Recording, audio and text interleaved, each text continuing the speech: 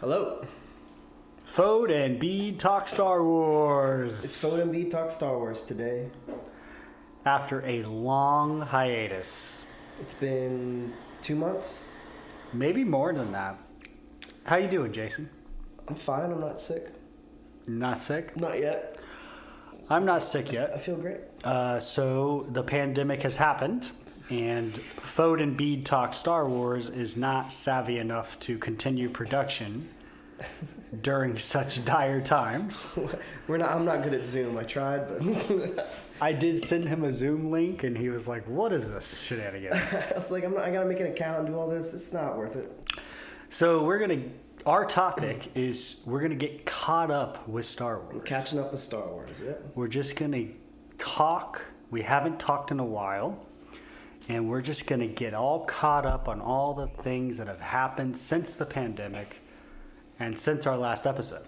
So today's date is May 21st, and so we missed May the 4th. That would have been cool if we did a podcast on May the 4th. So we're 2 weeks from that. Today's the day of Empire Strikes Back 40th anniversary, right? I don't know if it's the exact day, but it's very close. Okay, so that's making the rounds on Twitter and online and on the Star Wars news cycle.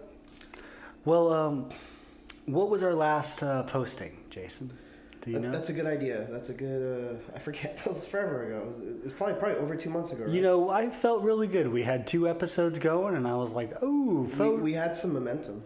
Yeah, and we were like dedicated, and then just the news broke slowly, and we kept hearing about this weird thing going on, and then Jason wouldn't come over to my house anymore, and so we had to try to learn Zoom. That didn't work out. But hey, what has happened since our last episode in your life personally? Oh, nothing. I got a job at the hospital. Which is job? Good. Building the studio, and ooh, nice. So we're gonna hopefully production value will go up. My summer goal is to get us each microphones, get a nice new audio interface, and then Josh brought this up to me today. He's like, "Oh, what about cameras?" And I don't know much about video, but maybe we can try that later on. We'd have to reveal our public identities. I just wear a mask. Okay. Well, you know, I'll just 3D print a Mandalorian mask. Nice. I'm not showing this ugly mug on YouTube. Well, I bought an above ground pool to try to get through the quarantine days. Smart. It was smart. It's very redneck looking, but it is very, very fun. My wife and I celebrated our 6th anniversary. Congratulations. And it was Star Wars related because she surprised me with this very provocative Padme outfit. It's your favorite character? My favorite character, yes. It was wonderful. What if your favorite character was Jar Jar Binks? You think she would have still done it? I think she loves me enough for that, yeah. And she'd be a sexy Jar Jar Binks. In fact, I might request that for our next anniversary. But I got a list here. I wrote a list about thank God what kind of news has broke about Star Wars since we were off air. I guess it's not in any particular order, but I think the biggest thing is not as far as news goes, but as far as content dropped has been Clone Wars. Clone Wars Season 7 wrapped up. How you feeling, Jason? So, yeah, so I guess like every Star Wars fan kind of, it goes up and down. You know, you get these dead times where there's nothing new and really like, inspiring or compelling, I guess. So when the first season of Mandalorian came out, I was like, it was like a Game of Thrones thing. I was just like, I cannot wait to see this next episode, thinking about it all week as it comes out. What's going to happen. Haven't had that since The Mandalorian, but I finally got that with this new season of Clone Wars, especially those last 4 episodes. They were kind of losing me a little bit, but yeah. So for me, and probably for everybody, most people, that was got me back in. Like they just pulled me back in, and yeah, I was waiting. I was working during the week, and just like, what's gonna happen? So I was excited, looking forward to it, you know? Yeah, I know exactly what you mean about Mandalorian happened, and we were like, wow, a whole week to think about the next episode. You get the next episode, and you're like, oh my God, this happened, and then you get a whole nother week to like anticipate the next one. I was not as into Clone Wars as you were at this point when season 7 dropped. You had watched more of it. I tried some Bad Batch episodes, and I liked them, but it wasn't like anything special. But well, that was the new season, right? Yeah, for season 7. That was the beginning. I of the new didn't season. watch any of the middle arc at all. The whatever, the Ahsoka with the sisters.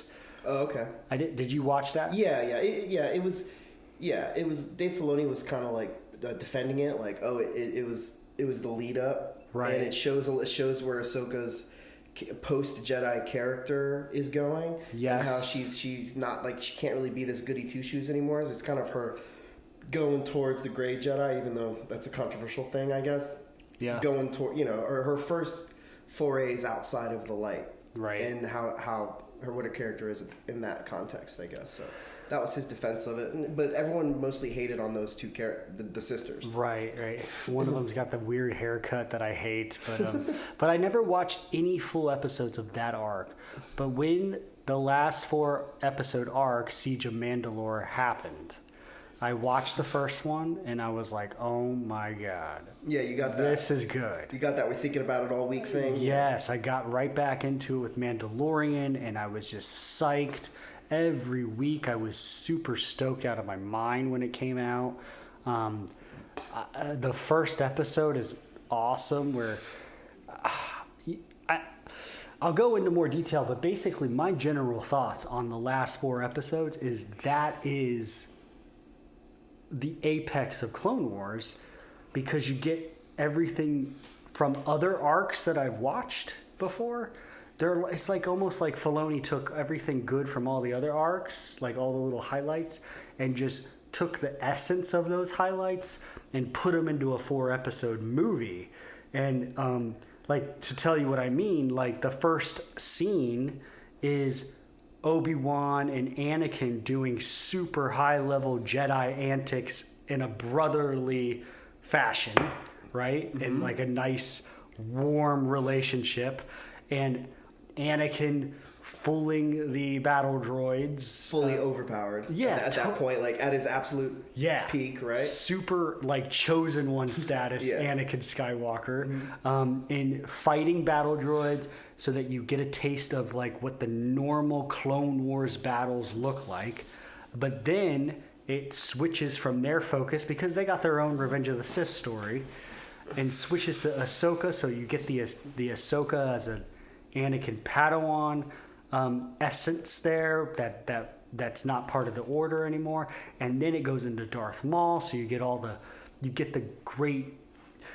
Basically, Filoni took from all those great Darth Maul arcs and put Darth Maul in the last episode, and then it ties into Revenge of the Sith, and you get all the political intrigue of Mandalore. It's just like got everything that Clone Wars has to offer in one arc. And just one like climactic snack to just devour, I guess. I was super blown away with it. I wish it was live action, that last 4 episode arc. Like, that's kind of when I first saw the first episode of the 4 episode arc. I forget the name of it, but I was really depressed because it wasn't. Old friends not forgotten. Okay, yeah, I think. Right. Yeah, you're right. I was depressed that it wasn't live action.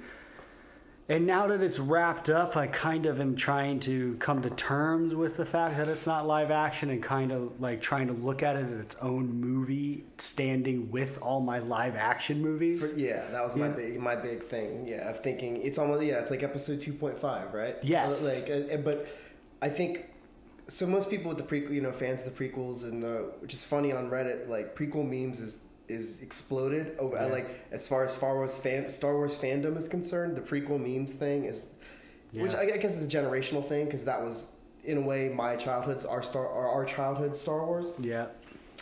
But so everyone's favorite movie out of the prequels is Revenge of the Sith. Yeah. So I think that's what made it like as compelling as it was, because it was filling in those little gaps. Yeah. At the Revenge of the Sith, everyone's going crazy about you get to see the hologram scene again. Yeah. Where when basically that was almost the climax of the Jedi. I'm using that word a lot, but just like the peak of the Jedi's arrogance. It was right at that talk where it's Yoda, Kidi, Mundi, Mace Windu. Yeah. Twilight guy, I forgot her name. Adi Gallia or something? Or is that somebody different? I don't know. That doesn't sound right to me, but I don't know. It's probably wrong. But yeah, you get to see that hologram conversation in a different light. Mm-hmm. And Mace Windu's like, I sense a plot to destroy the Jedi. And that's when they make the decision they're going to step out of bounds and try and take over the government. Yeah. And right away, Yoda, the wisest one, says, we got to be very careful. Like, he saw it coming. And to me, like, not to go on a side rant, but that was not nearly enough of what Yoda should have said. Actually, yeah. Okay, I'm going on the side rant slightly, but I've always actually thought that in Revenge of the Sith, when he says that's like not in character for me, for Yoda. I feel like Yoda would be like so beyond that and just say, hold up, wait, you want to take over the government? Are you out of your mind? But he doesn't do that. Doesn't, yeah. So I don't know. But go on, sorry. Well, I think they tied that in like, maybe not make this a side thing, but in Rebels, when Ahsoka's talking about Yoda and how I think it's Ezra or somebody was asking, what was Yoda like?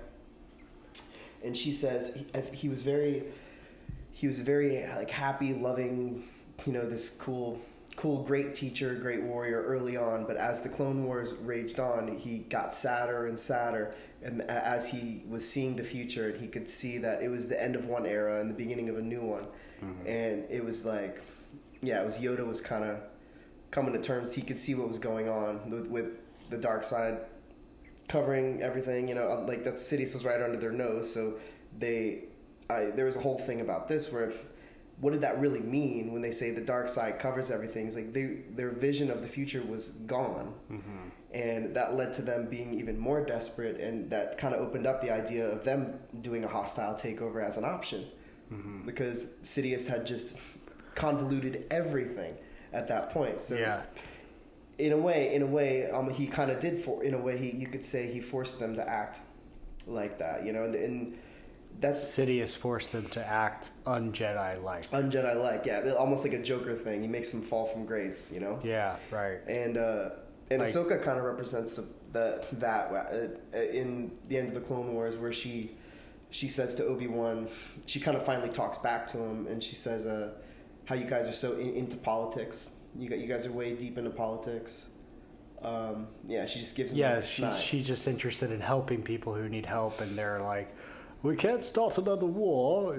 Like they're into like the political faction side of it. More. Yeah, they're soldiers for the government. They're not. Yeah. They're supposed to be. They're supposed to be peacekeepers. They're supposed to be more like the UN. They're not supposed to be like the Marines.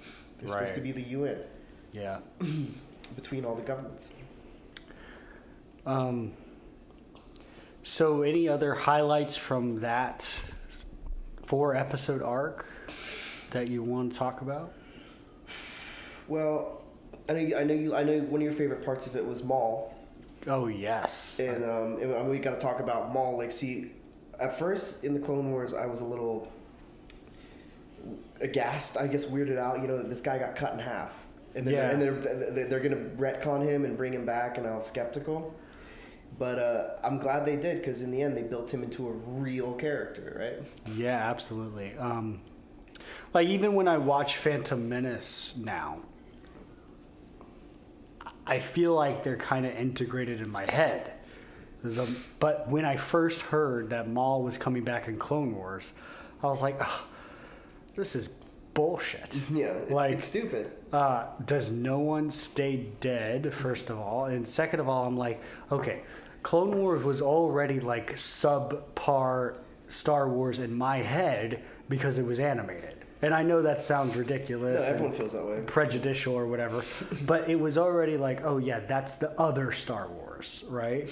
And now you're telling me that the dead people in the movies are coming back in the subpar canonical Star Wars. It's like the lowest of the low. I'm like, no, that's BS. But when you really see what they do with his character, it's wonderful. And it's the apex in this arc where he's a cast aside Sith enthusiast and totally dedicated to the Sith, but he's been cast aside. He tries his best to gain as much power as he possibly can, but now he's being haunted by visions, and he's sort of like the guy on the side of the road with the world is ending sign in this 4 episode the arc. unhinged, the end is nigh guy. Yeah, the end is nigh, and like I love it. Saw it coming. I love it. I have like this whole thought process on how the fear of things you see in visions is like a huge thing in a lot of Star Wars. I love that. Yeah, it comes from the Greek, the Oedipus. Where Rex, where he thinks that his mother's going to be killed by his father. I think, or I he think marries it's like his mother. he kills his father and That's it. sleeps, marries his mother. He But he has accidentally marries his But mother. he has a vision of that, and he tries to stop it, and then it comes true, or something. Yeah, I think that's the origin of that. It's just trying to change your fate makes your fate happen. Yeah, and so that's a whole theme that I love, and like it's actually in all 3 trilogies, which is not many things in all 3 trilogies, but like Maul is having one of those, and he's gone crazy, and I just love it. Like he's thinking like he's actually also admiring Sidious's plan. Right, I love. Yeah, that was great. Yeah, as I do. Like Yeah, like he deserves admiration. and he's the only one who could run an empire. And Maul knows it too. Yeah, like Maul. Yeah, like When Ahsoka says to her, she's like, or Maul says something like, "Oh, it's about to happen," and like basically says Ahsoka says something like, "Oh, you're gonna be in charge now," and he's like, "No, I'm not gonna be in charge. I'm not cool enough to be in charge. Sidious is cool enough." She assumed he was just trying to take everything for himself, but and he knows he deeper than can't that. do that. That's just not who he is. But I love Maul in this arc. I think out of the 4 episodes, Phantom Apprentice is my favorite one. Yeah. Because it's the second one where Maul is kind of the centerpiece, but he's got some great moments in the other 2 episodes. And it's just wonderful, wonderful Star Wars. I think only because it's tied to the prequels more directly that I would rank it a little bit higher than Mandalorian. If it was live action, there's no freaking question. Yeah, it'd be dominating. Another thing that I got to talk about before we move on is, have we talked about this? Where I love sequel trilogy. We're gonna have a whole nother podcast about the sequel trilogy. Yeah, it's due. And my thoughts are complicated on a sequel trilogy, but I love that shot of Anakin Skywalker in that first episode of Siege of Mandalore, facing down an entire army of battle droids, and it matches Luke Skywalker's shot facing down the First Order. It matches very well. Okay, it's one of those visual parallels they do? Okay. And it's definitely on purpose, and it's really cool. Yeah, and that was Anakin at peak. I guess you could consider that as Luke at his peak as well. I do. I think it's cool. As controversial as that was in its own right. But, yeah, I know. It just makes you hungry for more Luke adventures, which I think we'll get, but it won't be Mark Hamill. I think he talked too much. That's part of the update where Mark Hamill had a series of tweets that really sound like he's done. You know, he's definitely done. Which just breaks my heart. I wanted him to do a de-aged thing, like maybe just show up in Mandalorian or something, de-aged for like 1 episode. You know? Yeah, they're trying to bring new characters in, and which is good, but because Star Wars needs to move on. It needs to move on, but we cheated out of Luke Skywalker adventures, man. Yes, that's a whole generation. 2 generations wanted that. I know. Our parents' generations, and then us. Yeah. And it just never came. Never happened. Any other thoughts about that last Clone Wars or Clone Wars in general being done? Are you sad that it's gone? So, yeah, I mean, but it was also a nice little nostalgia trip into Revenge of the Sith. I mean, I remember how I felt when I saw that movie in theaters. That was just amazing. And I guess I could say, well, going off on your thing about the live action, some of those sequences couldn't be, like, for instance, Ahsoka jumping out of the airplane, or jumping out of the clone drop ship. Right. That was so cool. It was. That'd be seeing that in live action would be awesome, but it'd also be harder to believe. I think you're right. Yeah. So some of those sequences I feel can only be lent to animation. But how emotional they got really sad and deep. And maybe I could talk about this later on, but my favorite era in Star Wars, I guess chronologically, is the post Order 66 era. Yeah. Like the Inquisitor era and all that, which you don't see much of. But did you finish Fallen Order, by the way? I did. You played the whole thing? Yeah, I got through it. Yeah, I played it and then I put it down, and then I picked it up again, and then I beat it in 3 days. Like I just couldn't stop after that. So that is the era you're talking about, though, right? Yeah, it is the era. It's it starts off in the Clone Wars with the character Cal Kestis is a young Padawan. He's like very young. He looks like he's under 10. And Order 66 happens when he's that young, and his escape and his master gets killed. Then he's in hiding as a worker. What do you call it? Like a rig. He works on like a scrapyard planet. And he's been in hiding up until he kind of comes of age, and he's so he's like a teenager, and then the events kind of unfold. But so it kind of connects the two eras with his lifetime. Yeah, he's like right in the middle there. Yeah. But as far as Clone Wars, yeah, I'm sad it's over. Are you sad that it's over? Yeah, because I got into it late. Yeah. But there's a lot of rewatch potential with that, because there's some deep stuff there, and that connects with Rebels, like the story on Mortis, which is weird and opens up a lot of strange lore. Love the stuff about Yoda. One thing I wanted to mention, which is just randomly thing I crossed my mind. So a lot of the controversial things in the Clone Wars were directly from George Lucas. So for instance, Ahsoka was supposed to be Plo Koon's apprentice. Okay. Originally, and it's still in the canon. I would have loved that better. That's the thing. It's still in the canon that Plo Koon found her. Okay. So there is a really cool picture that he drew of Plo Koon and the baby Ahsoka, the child Ahsoka, and he brings her into the Order. But it was George Lucas's direct idea to make her Anakin's Padawan. Oh, George. So it's kind of thing, like, George has got he's on some other shit.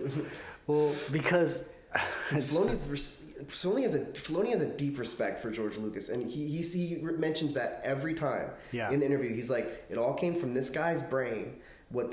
From George Lucas's, whatever his mindset is, that is Star Wars. So he's like, my job is to honor that of what he is, Star Wars kind of thing.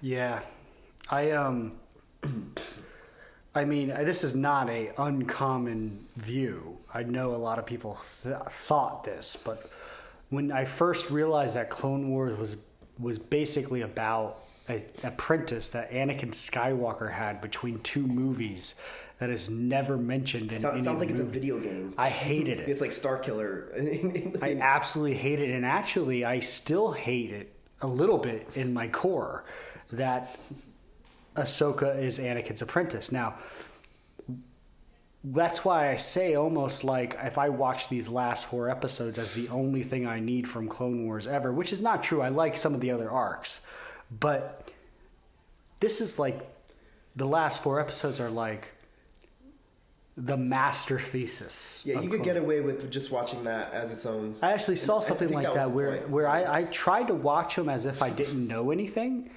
about Clone Wars, and it stands alone very well. Yeah, it could. Yeah, unless you do deep into it and you know everything, but you could definitely just enjoy it having seen the prequels. And Filoni said he tried to do that. He tried to make the last 4 be able to be watched by themselves. But to be honest, if they told me, like, let's say I only watched those last 4 episodes, and you told me Ahsoka is Plo Koon's apprentice that was framed for murder and left the Jedi after that, I would like it a lot better. And Anakin just being really close friends with another apprentice just vibes better with me. Anyway. Yeah, or they just fought in the battles together, right? Through war, and they really became close. Really respected and got close to each other. You know, that would vibe better with me. Yeah, but, it's a huge like retcon, or because then you have this, well, you know, then it makes no sense if we never hear about her. Like in the movies, so that's such a thin line. I mean, they did a okay job with how they did this, how they did the series and finished it. Why it's still plausible to squeeze it in. But yeah, because watching Revenge of the Sith now, having that in the back of your head, it kind of hits different. You know, you're thinking, and I've seen some people make these little videos about, Anakin's sitting with Padme, and then she gets up and he's looking at a tablet. Yeah. And he puts it down and he looks off kind of sad. People are like, oh, that was him checking up on Ahsoka on Mandalore. Oh yeah. So people, that's really cool. They're trying to fit it in, you know, the retcon it just in the little spots. So that was, you know, but it's all. And for some reason, like if it just in my head canon, I thought that that he was still doing that, and everything actually happened exactly the way it happened in Siege of Mandalore. But she's Plo Koon's apprentice. I just like it better. Yeah, but it came from the man himself. Well, he's crazy, like, because he's whatever George says goes. Because he's the only guy that can do that. I know. He can make it like that. But he plays it. He plays pretty fast and loose with Star Wars canon. He does. He does. He's a cowboy. But he's got his reasons.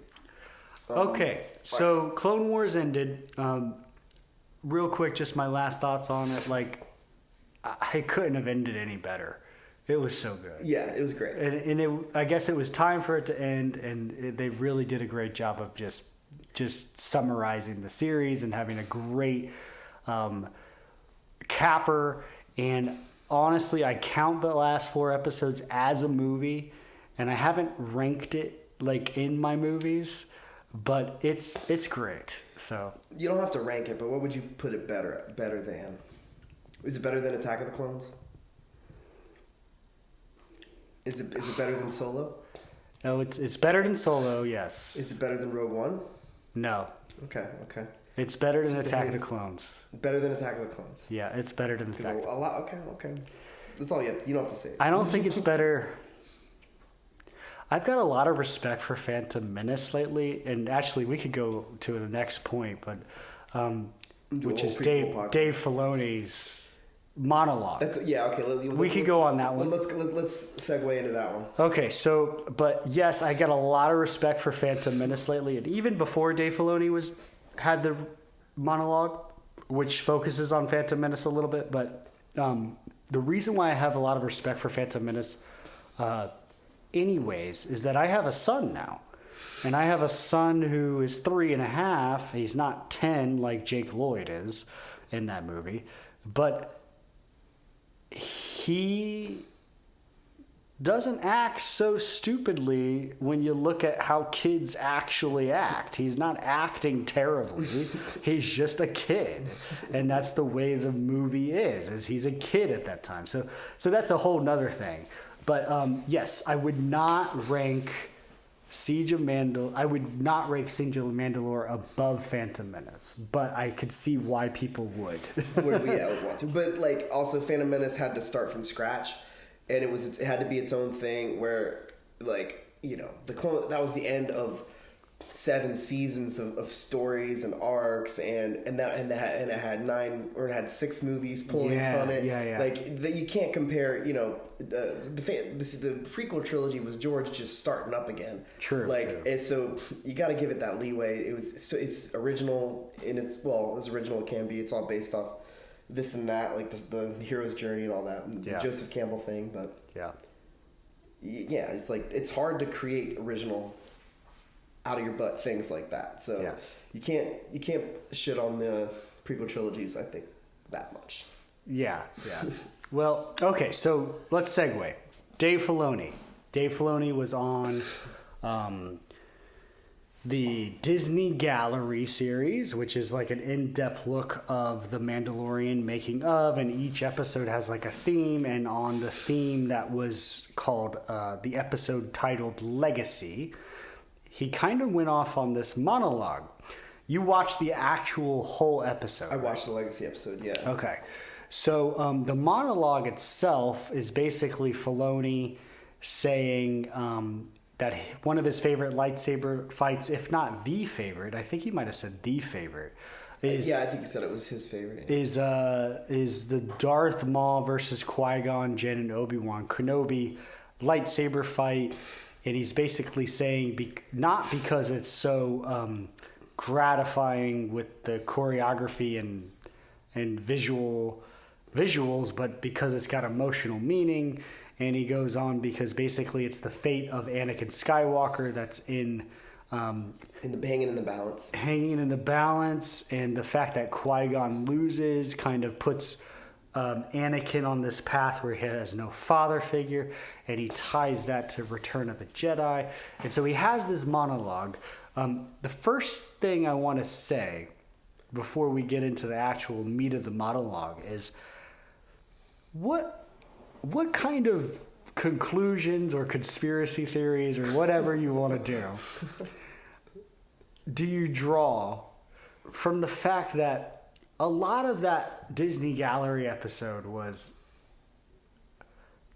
it had original trilogy imagery, and it had people talking about like very high concept stuff.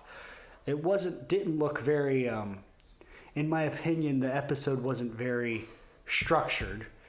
And then all of a sudden it just kind of pauses and lets Dave talk for like 3 minutes or 4 straight minutes. They just said, okay, Dave's got something to say here. Sure, it ties into the legacy theme of that episode, but it doesn't tie in perfectly. It's like, in my opinion, it's his headcanon. Well, kind of. I mean, but it's also what George Lucas had in mind. But he's close to George Lucas, so if anybody would know, outside of George Lucas, it's him. And he's like the super fan who's, next to him all the time. Like he's with him a lot. He's like almost like his assistant, So he just wants to.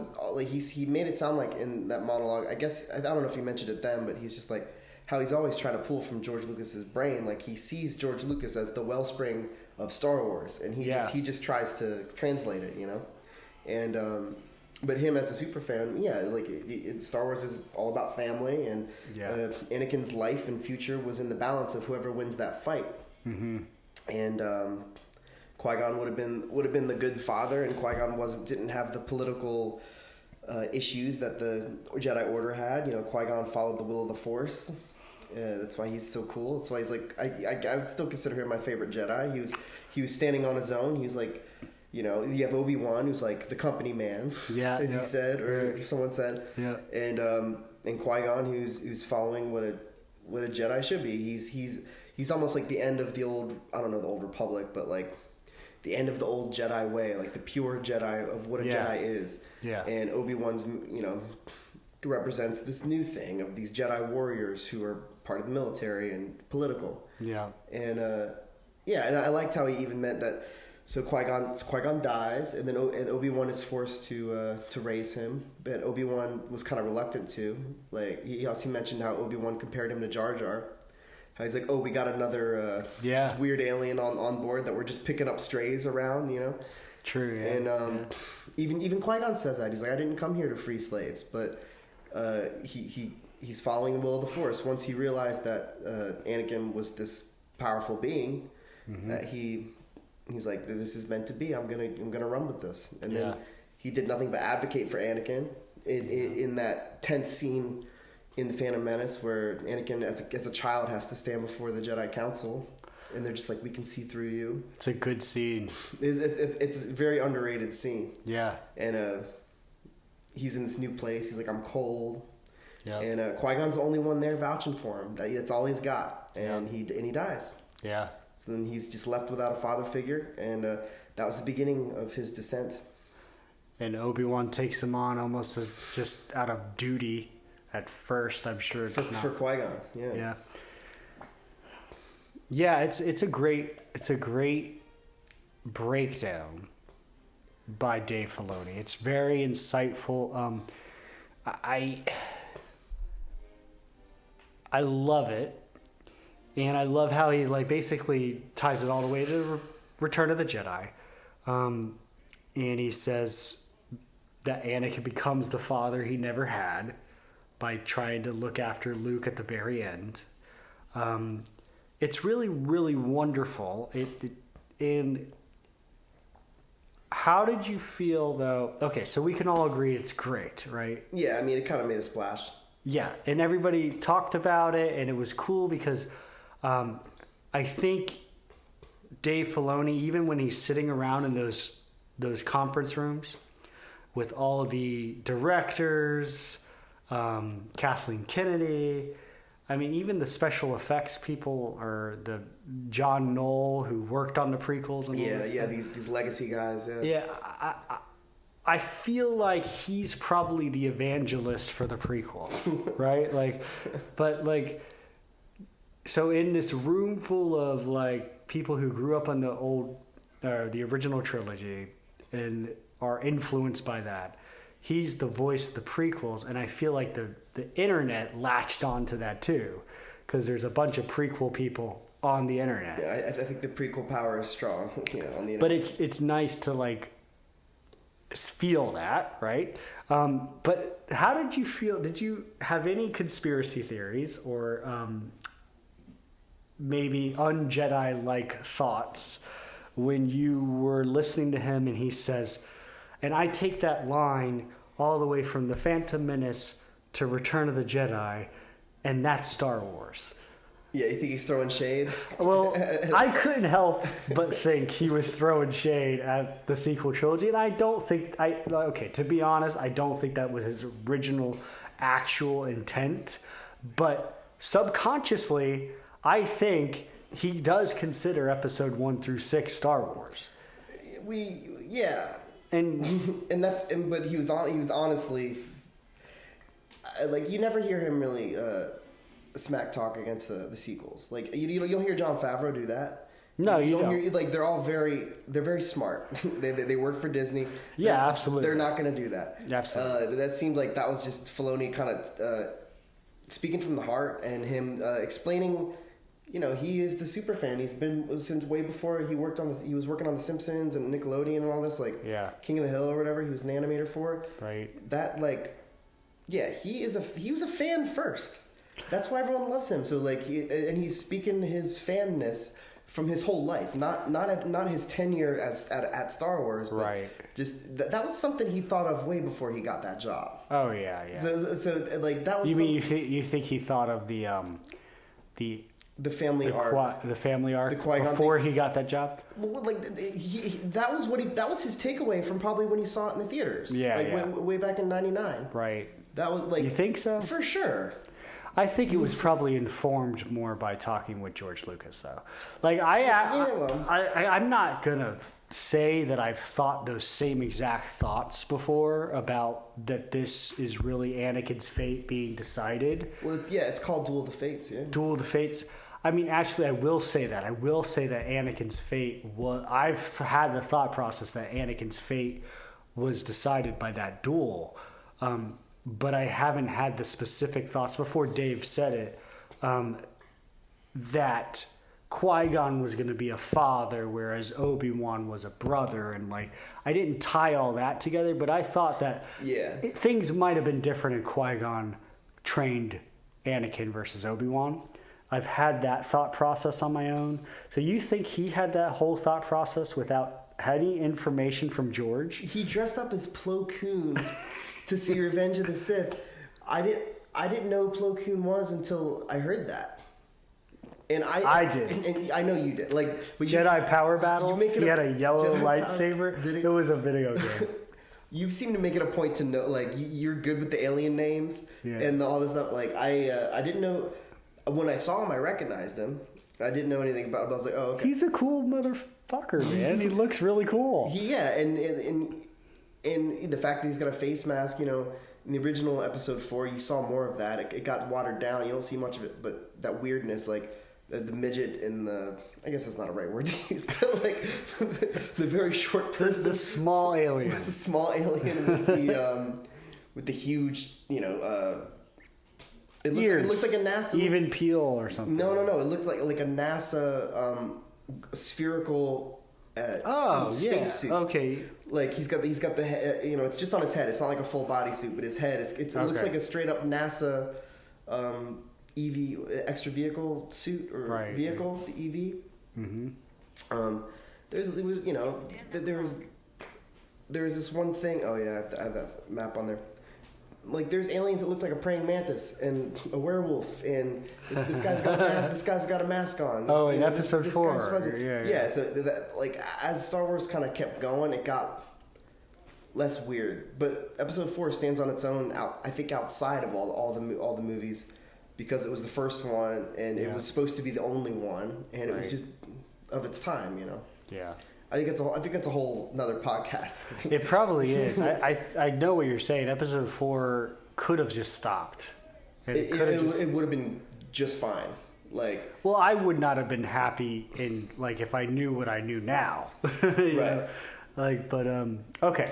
All right. So Dave Filoni's monologue, it was wonderful. I guess to clarify what I'm saying is, I don't think he intentionally threw shade at the sequels. No, I don't either. But I think this is evidence that he just truly believes, like some people, that episode 1 through 6 is the story. It's funny when they're like, oh, Skywalker Saga. Like, come on, you know. I think that's the Skywalker. In my mind, and we're gonna have. I like some of the sequel stuff. But there's a lot to like. But a story stuff to like. Was told through episode 1 through 6, and I think Filoni's grabbing that right in the center, like, spine of it, and grabbed it from 1 through 6 and just pulled it out and said, "Everybody, look! Here is the spine. This is what's good of the Skywalker saga right here, and it's 1 through 6, and it's from Duel of the Fates to the climax of Return of the Jedi, and laid it out for you." And from his heart, that's what he believes, and you know. And I think if someone had never seen Star Wars or cared to see it, saw that monologue, they'd be like, "Okay, all right." You think so? I'll go see it. I think that, it gets to the heart of the thing, like you said. It's really. You think it's more felt and not said? Yes. Until he said it. It takes a deep fan who has thought a lot about this thing that for most people it's this, you know, it's a fun space opera movie. Yeah. But he got to the heart of the real the soul of the story. He did, and I'm very grateful for him for that. So. Yeah, I think it's in good hands. I'm gonna invest in Disney. I have Disney stock. I bought more stock when the market crashed. Yeah. That was a smart thing to do. I bet it was. It's going to go up. I know it's going to go up. So, hire me. Anyways, okay. Hire me, Disney. Next, let's talk about this Mandalorian casting news explosion. So, as we said, it's March 20th. It's May 20th. May 21st. Or right now, yeah. Whatever. Yeah, today's May 21st, so we're right in the thick of the casting reveals. Like, it's kind of every couple of days they're getting little specks of information about it. Yep. Yeah, I've been thinking about Mandalorian season 2 forever, but now it's finally like we're getting to see what's going on. So casting news wise, I'm going to break down the news we have, but does the news that is coming out make you more or less excited about season 2? I'm a little conflicted. I'm kind of I kind of wish I could just ignore it and just go into completely blind and not know anything. Sure, yeah. But I can't help myself, and I like, you know, I want, you know, I gotta see. And so for the Mandalorian, because when I saw the Mandalorian season 1, I was completely blind. I knew nothing. Me too. I knew nothing about, like, I think the only thing I knew was that it was after Return of the Jedi. That was it. And I saw the trailer. Yeah, I probably saw the trailer too. And, yeah, it was great. Like, it was just, this retro style Star Wars, but this for the new thing. And, right. And it was just Yeah, it was really compelling. So I know I'm going to be stoked to see the season 2 regardless, but I am probably revealing a little too much for myself. But at the same time, because of all this, I got done talking about the Clone Wars. So much of it is tying into the Clone Wars characters that it's going to be awesome. I think it's great. I have under my little notes here, I have Mandalorian casting, and I have 4 bullet points, and 3 out of the 4 have something to do with Clone Wars. So basically, it's come out that Rosario Dawson, I guess none of this is actually confirmed. I don't know. Is it confirmed? Confirmed? Yeah. Sure. From Kathleen Kennedy, she's sure. Okay, well let's just go with it. I don't know. Okay, so Rosario Dawson is gonna play Ahsoka. It's not out there for no reason. Yeah, Disney would have said something, I think, at this point, because it's so much of it. There's a reason we're hearing this. I'm sure it comes from an interview. She said this. Oh, I want to do this. It's been confirmed. I'm pretty sure it's been confirmed. All right, I don't think we have to worry about that. Rosario Dawson is going to be Ahsoka. Katie Sackhoff, who voices Bo-Katan, one of the Mandalorians who's in Siege of Mandalore. She's going to be Bo-Katan. And she looks just like Bo-Katan. Yeah, I love that. You think they based the animated character off the voice actor? I feel like they had to have. I'm sure they did. Because she looks so much like her character. They had to have done that. Tamora Morrison, this is great. This was a big. Yeah, this is big. He is going to be Boba Fett or Rex. But who is Tamora Morrison, if you don't know? Tamora Morrison is the guy who plays Jango Fett and all of the clones. Yeah, because I didn't know his name before this. So. Yeah, so he's the guy who plays all the clones in the prequels and Jango Fett. He's going to be Boba Fett, which makes total sense, and or Rex. And that's the one that makes me excited. So here, okay, I told you before, but my thoughts on whether Boba Fett should be in this series or not is basically my gut feeling is I don't need Boba Fett in here. You don't need the hype, yeah. No, I don't need him. He died in the Sarlacc. So in the comics or whatever, Boba Fett survived the Sarlacc pit. I know, but he died. I think you know what? I felt that way too. I think I know where you're coming from this. So when I saw Return of the Jedi as a young kid, the Sarlacc pit scared the hell out of me. Because the Sarlacc pit, we're drinking while we're doing this, because the Sarlacc pit, C-3PO is you'll be slowly digested for 1,000 years and tortured to death. It sounded like there was no remote coming back from that at all. So. Yeah, I was just he's not coming back from that. It's over. So at first I was but then I thought, oh, well, Boba Fett is such a popular character, and he was only in the original series for a little while, so we got to give Boba Fett his due. We want to see him. And in the prequel trilogy, they showed him as a kid, and then they gave him a revenge arc, seeing Jango get killed. So. It's only natural that we're going to get more Boba Fett. Well, it goes back to how I thought they're bringing back Darth Maul. This is bullshit. Yeah, you could kind of parallel that. So this is the same thing. They're bringing back Boba Fett.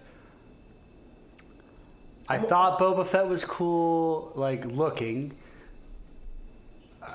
He was in the Sarlacc. It's a victory for Luke. Luke pushes this most furious. Or Han. Oh, Han is the one who just jabs him, doesn't it? Yeah. Okay. Well, it's a victory for our heroes. Boba Fett is in the Sarlacc pit. And now I just got to deal with a Boba Fett who's supposed to be the cool badass. But we have a new cool badass, Din Djarin, Mandalorian. He's our badass. We spent a season with him. You know how much time we spent with Boba Fett? unless you went in the Clone Like Wars, none, yeah. you spent time with him as a little punk kid laughing at Obi-Wan. Yeah. And then probably 6 minutes of screen time between Empire Strikes Back and Return of the Jedi. Not much in the original, but he was a fan favorite, just I guess because of his look. Because he looks cool. I don't know. So anyways, but if Tamora Morrison is Rex, I'm stoked. I would love to see more of Rex. My first like, oh my god, I can't wait, was to see Ahsoka, because I want to see Jedi. You know, The Mandalorian wasn't supposed to have Jedi in it, like originally. They kept it as like a Western, and it still kind of is. But then when they got the Baby Yoda thrown in there, then it's like, oh my god, we're gonna see like what's going on with these Jedi and this and that. So that's exciting. If I never really thought about Rex being back, but I would love that.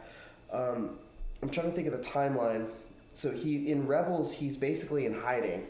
He's in like this desert on like the AT spider, like the spider looking vehicle from the clones, and they're kind of like subsisting out there, like fishing and just surviving. And it's Rex and like 2 other clones, and they had just they gotten old and they're just crotchety and they're just out there. And he reunites with Ahsoka, and it's like a really sweet moment. And at that point in the Clone War, or in Rebels, you hadn't seen the end of the Clone Wars, where you see Ahsoka and Rex kind of bond at the very end, like of the Clone Wars arc. So it filled that in, like the end of Clone Wars kind of filled that in of why Ahsoka and Rex are so close. When in Rebels they like hugged and embraced, and it was a very great thing. So yeah, Rex is a great character. It's hard to believe he would have lasted this long. Because of like advanced aging, or because of the advanced aging. But maybe I'm getting my timeline confused. Like, is Rebels before? Yeah, Rebels is way before Return of the Jedi. Rebels is the beginning of the Rebel Alliance. Leia is young, is very young in that. It's pre episode 4, right? Pre A New Hope. Yes. So yeah, so what is that? 19 years in between? Between A New Hope and Return of the Jedi or Mandalorian. That's a long time. Like, well, I mean, the only thing that gives me hope that it's Rex is that Filoni was tweeting out pictures that he was drawing of Rex and Ahsoka, like, and Ahsoka's kind of older and stuff. I hope it's Rex, and the Siege of Mandalore cemented the fact that would be really cool. Yeah, because they have that, like you said, the relationship there is wonderful. But so that would be really cool. Rosario Dawson as Ahsoka, I get it, but I feel bad for Ashley Eckstein, you know. Yeah. But especially since Katie Sackhoff is going to be her character. Yeah, which I just found that out, and that's like, that sucks. I get why, but yeah, well, Rosario Dawson's got the look, you know. I could see her as being a Togruta. Sure, yeah. And it was funny. Like, some people were like, "Oh, well, to honor Ashley Eckstein's legacy or whatever, they were gonna have her just do a voiceover of Rosario Dawson." I was like, they're not doing that. It's so weird. Yeah, because Rosario Dawson's a movie star. Yeah, you can't voice over a movie star. She's an actress. She's like a legitimate good actress. So they're not gonna. She won't. I don't think she would put up with that. I don't think anyone's putting up with that. I don't think Rosario would be cool with that. Maybe they'll throw Ashley Eckstein like a cameo or something, but they probably will. Yeah. But, there's another bullet point here that I really don't know much to talk about, but Timothy Oliphant is going to be somebody. So this was cool. I actually just read this right before the podcast. So they kind of have a name and a story about this guy. Maybe this is revealing too much. I kind of felt bad that I read this. It feels almost like a spoiler alert or a spoiler. But I'm like pulling it up now. But so they're saying he's going to be wearing Boba Fett's armor. Okay. Which everyone's like, what? So they think the story is, I don't know if this is confirmed. Like, they did not immediately respond to these reports because I think maybe it was leaked. Someone saw that he was wearing the Boba Fett outfit. So this is a theory. I guess this is a theory. So they think that Oliphant will play Cobb Vanth, who was introduced in Chuck Wendig's Aftermath book series, which I don't know what that is. But in the book series, it's obviously Star Wars books, though. He's a sheriff of a settlement on Tatooine called Freetown, and he offers sanctuary to anyone willing to battle the crime syndicates. He wears Boba Fett's armor that he bought off the Jawas, who scavenged it from Jabba the Hutt's sail barge, the place where Boba Fett fell in the Sarlacc pit. It says Boba will appear on season 2 of Mandalorian and will be played by Tamura Morrison. The site comicbook.com confirmed on May 8th. Morrison playing Boba Fett's father, Jango Fett. Oh, okay. So, I think that's a cool story. They're gonna be getting deep on Western Tatooine society, and I like that. I like that idea of that story arc, like a town on Tatooine that's kind of for good, in the land of the scoundrels and the Hutts, the crime running everything. That there's some people holding out. So I think that's a cool character, and he always plays cowboys and things in movies, and he fits that perfectly. So I haven't seen anything he's been in, but I've seen his face because I read the articles, and his face looks like a Western face. he's in everything. He's in a lot of movies. He's a big time movie star. I'm telling you, this is what I'm worried about, though. Okay, I trust Favreau and I trust Filoni, and I know it's going to be great. Okay, but we got Mandalorian. He's a Boba Fett stand-in from the very beginning. Like, basically, Favreau wanted to have a Boba Fett series, and instead they gave him non-Boba Fett to have. He did. He wanted a Boba Fett. Yeah, series? he wanted. That was what it was going to be, a movie, and then it was right. A series. Okay. So we got a Boba Fett stand-in, and now we have a Boba Fett, and now we have another person wearing Boba Fett armor. And he's going to be in crazy. Tatooine. It's getting crazy. Yeah, it's getting crazy. He's going to be. I like it. He's going to be on Tatooine, which we've seen. We've seen Tatooine. You don't want any more Tatooine. I've seen Tatooine in the prequels. I've seen Tatooine in the original trilogy. I've seen Tatooine in the sequel trilogy now. I've seen Jakku, which is Tatooine. I've seen Tatooine in... Don't get me started. I've seen Tatooine in season 1 of The Mandalorian. I loved that. like that was one of my favorite episodes because it was Tatooine in a new light. We're revisiting the original trilogy, but it's a different vibe. It's a different story. He goes into the same cantina, but the cantina is more or less empty. Like, it's not happy hour at that time. It looks like they opened 30 minutes ago, which is cool. Like, I saw someone reviewing. I guess now's a good time to mention that. So that, like I said this earlier, that was the episode that Dave Filoni directed, and that was the first live action thing he ever directed. I think his first one. I don't know when he filmed it, but he filmed the first episode. The first episode of Mandalorian is Dave Filoni too. Oh, it is? Okay. Yep. Directing? Yep. Oh, okay. Well, I don't know when they filmed it chronologically or whatever. Okay. Well, yeah, maybe not first, but like, yeah. I think I told this to you earlier, but I gotcha. You got me. Okay, whatever. You got me. I think that was Dave Filoni that was a gift, like maybe from Jon Favreau or whoever's in charge, whatever. Dave, you're the guiding light of this whole thing, and let's fulfill a dream of yours. You get to film a Star Wars thing, live action on Tatooine with the original set. Like, come on, like that is dream fulfillment.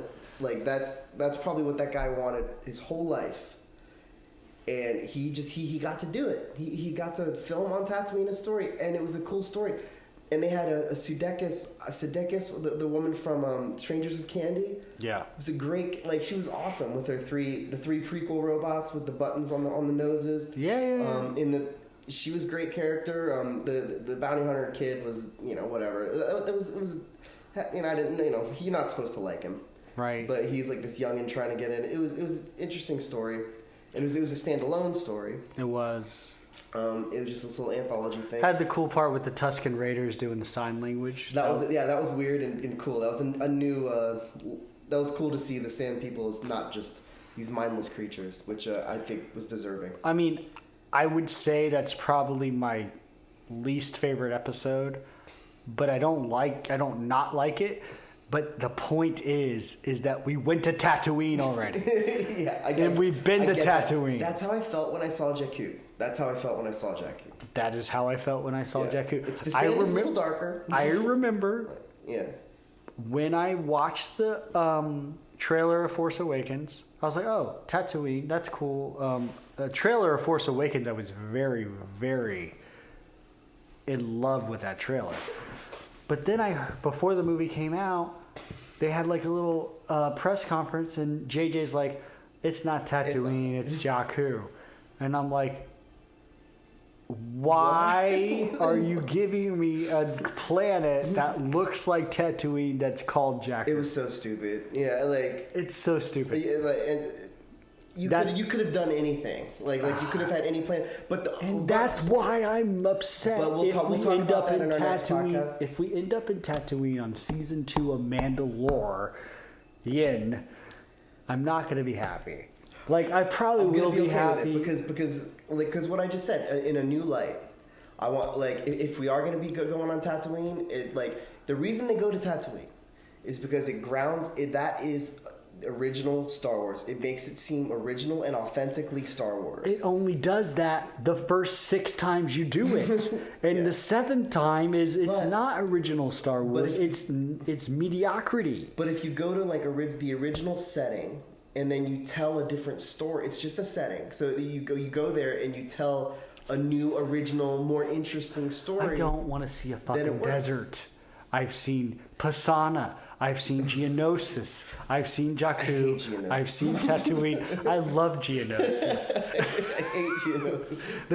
At least Geonosis has Geonosians. Yeah, okay? and it's more Martian. It's yes. I think we talked about that. We did. In a different one. Okay. Different show. We'll move on unless you have anything else to say. Yeah, what I have to say is I want Felucia. Well, yes. I want to see Felucia. I want to see Ryloth. I want to see freaking Alderaan. You got to see a tiny bit of that. I want to see. We're not gonna see that Mandalorian, obviously, but I want to see. More different types of landscapes. Yes. Rogue One gave us that. Rogue One did give us that. We got Scarif. We got that beautiful Ireland-looking place in the beginning. Yeah, the black sand beaches of Iceland. Or I guess that's Iceland more than it might not be, but it's those volcanic beaches. We got that weird marketplace in between 2 asteroids. I mean, come on. Yeah. That's cool. So I think I said this in another part. I'm going to say that a lot apparently, but I want more spacesuits and I want more asteroids. I want to see zero gravity. But I guess that's not Star Wars. I guess it's not Star Wars to me, but I get what you're saying. I want a little more believability of the space aspect of it, but instead of there's that, always gravity in the ships. We never see it. So instead of that, I guess it would gave feel you not horses on a Star Destroyer. Yeah, they sure did. Okay, actually, I'm getting way too negative on the sequels. I'm trying not to. I think next episode we're talking about the sequels. I'm actually got some positive things to say. I do as well. But okay, we're getting on. Okay, we're moving on from Mandalorian casting. Unless you have anything else you want to add. I was kind of getting into the story, the casting. No, we're good. Let's get out of it. Okay, all right. Well, before we go on, what is something you want to see in season 2 of Mandalore? Oh wow. I want to see Mandalore the planet. Okay. I want to see the planet in live action. The planet was kind of disappointing to me in the Clone Wars, but there's a reason for that. They talk about it in Rebels, how the war, they destroyed their planet. It used to be a beautiful place, and they live in these domes or these squares, underground cities or enclosed cities from the environment. So I want to see life on Mandalore, and I would like to see Concordia in live action. Really compare that. And I forget, is Concordia I know it's a moon, but is there an atmosphere? I don't know. Is there okay, well, saying there's not, that goes into what I just said. I want spacesuits and low gravity. I want to see a little bit of that. Okay. Mandalorian, I want to see a Jedi temple. I want to see maybe I love Jedi temples. I love Jedi temples. I want to see a little bit of going back, like Ahsoka and Baby Yoda adventuring, like trying to uncover the truth about the Jedi, maybe going to the Jedi Temple on Coruscant and uncovering some stuff there, like maybe a post-Palpatine conversion of the temple? Conversion, or let's just say he was the tenant and he's moved out. Okay. I guess occupied, like a post-Palpatine occupied Jedi Temple. Okay. I want to maybe see a little bit of that. They go in the library, get a holocron or something, and then they go do a thing. Okay. A little bit of echoes of Palpatine. I'd like to see. Vader, anything Vader is always welcome. I mean, if I had anything in the world, I would want to see a DH Luke Skywalker cameo. Luke's a big one but I don't think we're gonna get that with the Mark Hamill comments lately. But I do want to see some Jedi stuff. I want to see some Jedi stuff. I guess that's where Ahsoka might come in, but yeah, it's not going to be heavy on the Jedi stuff because it's supposed to be special. I hope it's not heavy. It won't be. I don't want it to be heavy. Yeah, I'm okay. I just want something. It shouldn't be. Yeah. And it should be I want some State of the Galaxy shit with New Republic.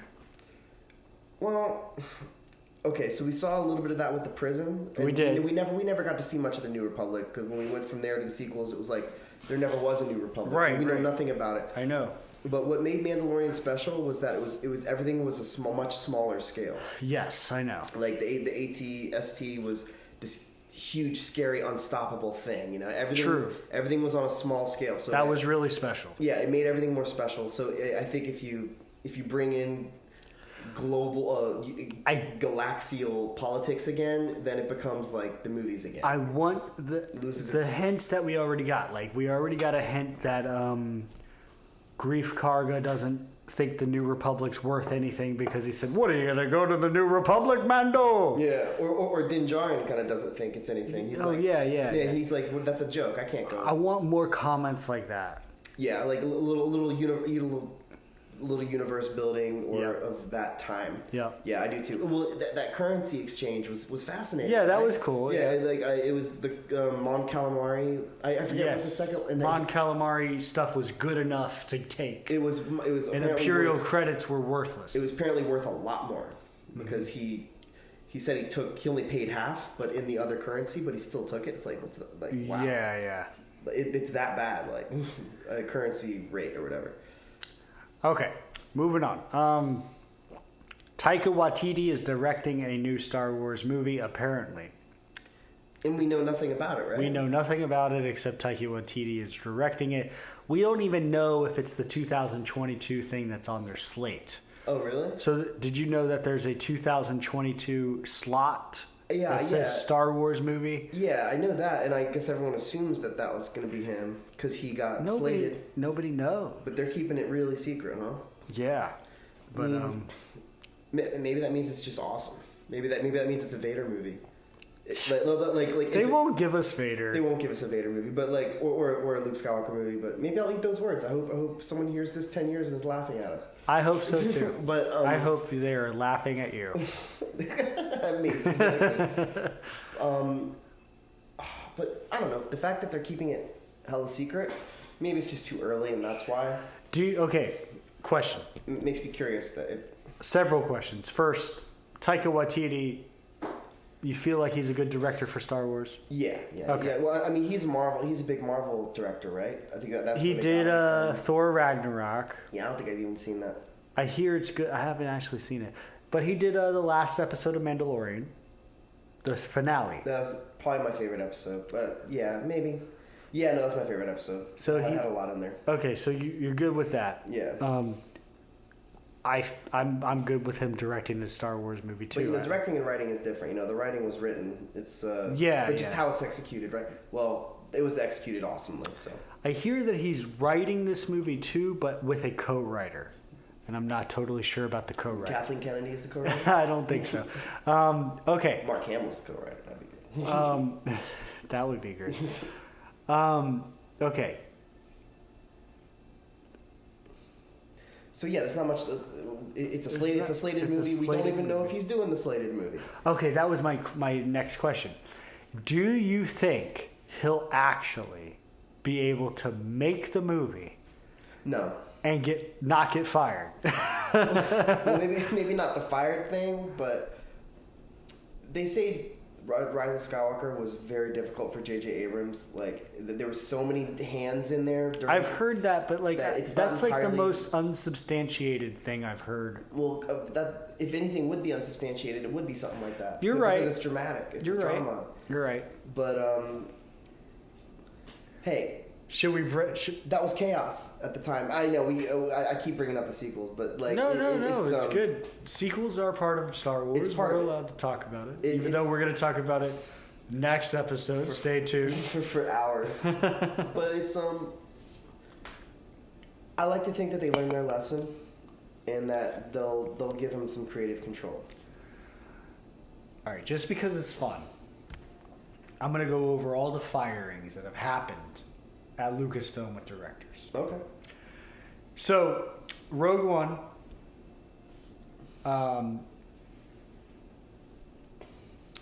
Tony Gilroy comes in to like save the day because Gareth Edwards apparently was losing control of the production.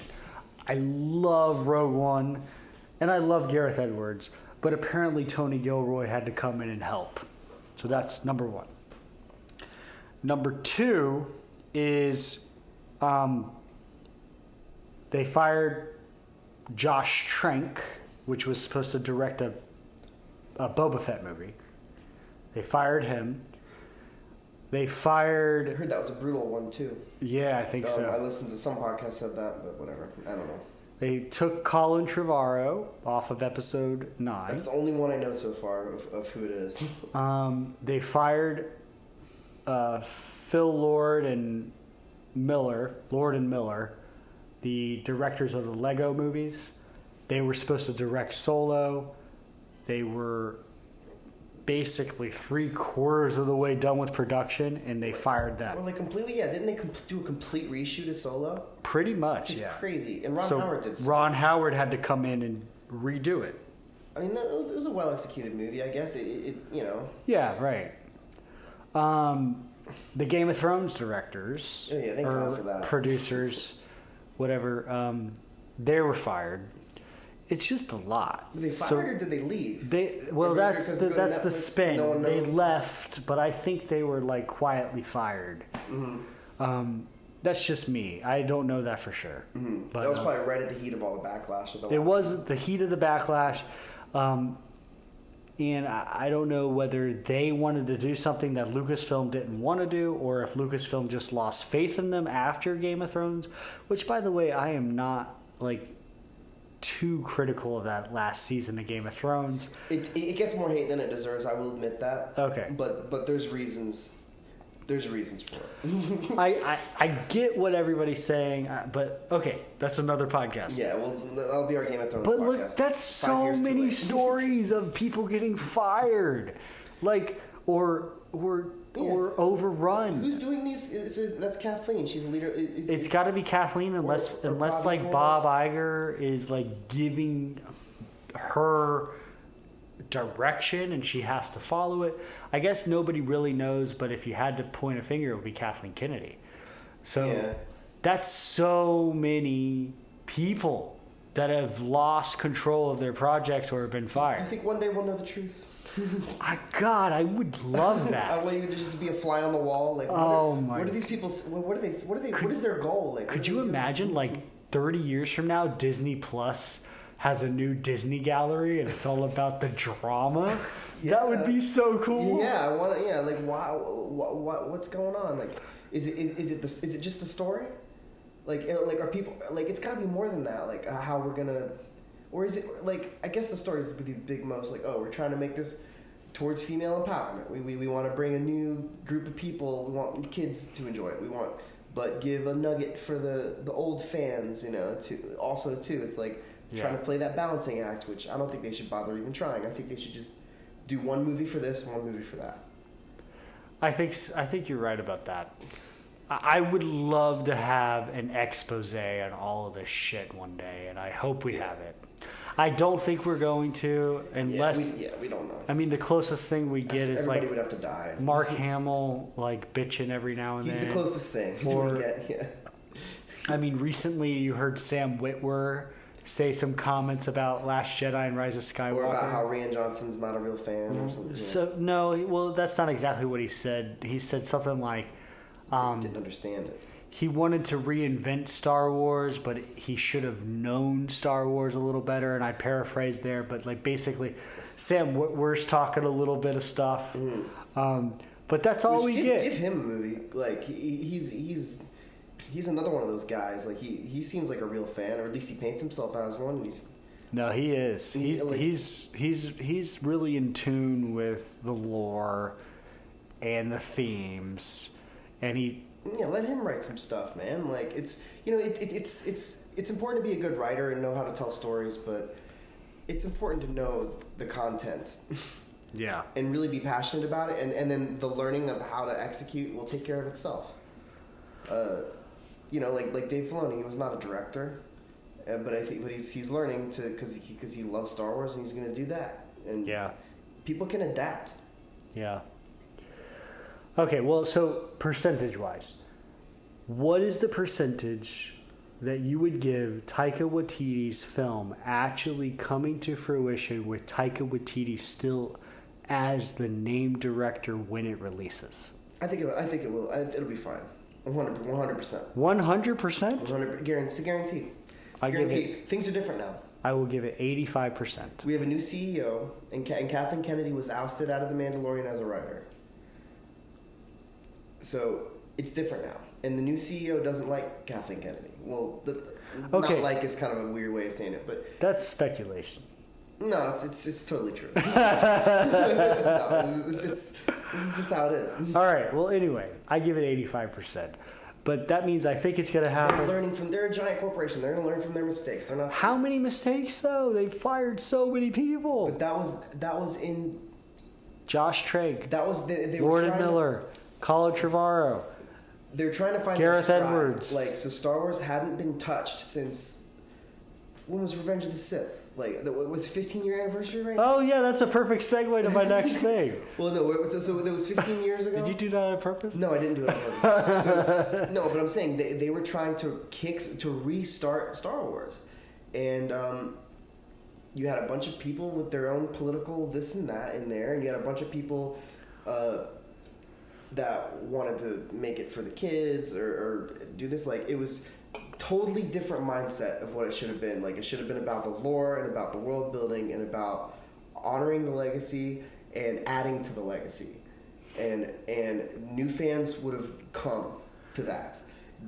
And instead of doing that, they tried to make just a new thing, and it ended up looking like Star Trek or something.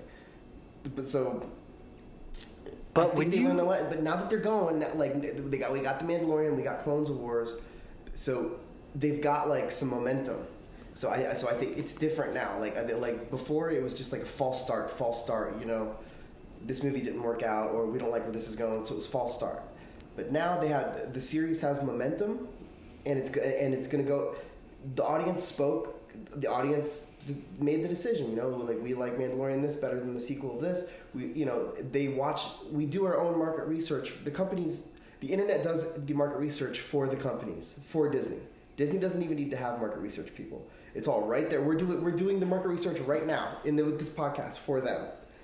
They know what the people want, and I think if they don't get that now, all right, they don't have to give us what we want. I got something to tie it back to something. Okay. If you think Disney's doing market research because the internet's doing it for them, do you think that the internet pushing the prequels, because that's my view, I view that the internet is making the prequels more in a better light, where there's a lot more prequel fans, and even if it's like done ironically with prequel memes, right? Yeah.